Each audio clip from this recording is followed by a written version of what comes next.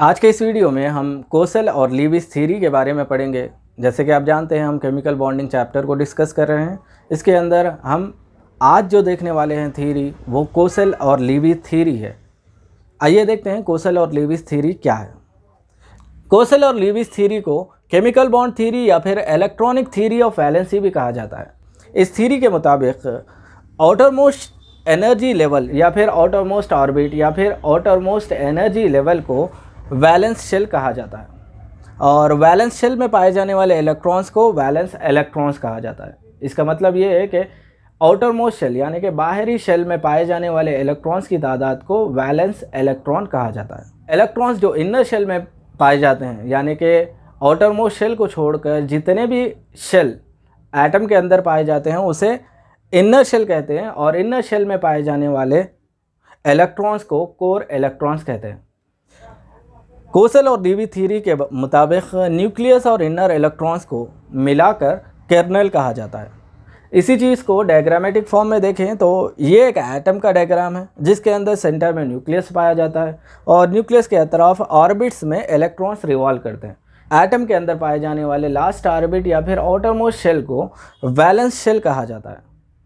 Valence shell में पाए जाने वाले इलेक्ट्रॉन्स को वैलेंस इलेक्ट्रॉन्स कहा जाता है। वैलेंस शेल को छोड़कर जितने भी ऑर्बिट्स पाए जाते हैं एटम में उसे इनर शेल कहा जाता है। याद रखें कोसेल और लीविस थ्योरी के मुताबिक न्यूक्लियस और इनर शेल दोनों को मिलाकर कर्नल कहा जाता है। कोसेल और लीविस थ्योरी के मुताबिक एटम अपने आउटरमोस्ट शेल में 8 इलेक्ट्रॉन्स रखना ज़रूरी है ताकि वो स्टेबिलिटी हासिल कर सके। याद रखें कोई भी एटम उसी वक्त स्टेबल होता है जबकि उसके आउटरमोस्ट शेल में 8 इलेक्ट्रॉन्स पाए जाए। इसी को ऑक्टेट रूल कहते हैं। यही वजह है कि एटम्स या फिर एलिमेंट्स अपने आउटरमोस्ट शेल में 8 इलेक्ट्रॉन्स लाने की कोशिश करते हैं।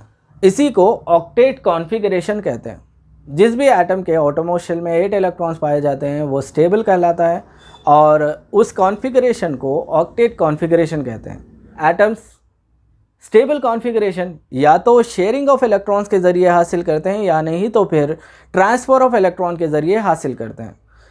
यहाँ हमने एक टेबुलर फॉर्म तैयार किया है जिसके अंदर 4 बॉक्स है, जिसमें पहला बॉक्स बॉन्ड के टाइप को बताता है, दूसरा बॉक्स नंबर ऑफ इलेक्ट्रॉन्स जो बॉन्ड फॉर्मेशन में हिस्सा लेते हैं उनके बारे में डिस्कस करता है, तीसरा बॉक्स बॉन्ड का दूसरा नाम उसके बारे में बताता है और चौथा बॉक्स बॉन्ड का नेचर किस चीज़ के ऊपर डिपेंड होता है इसको बताता है।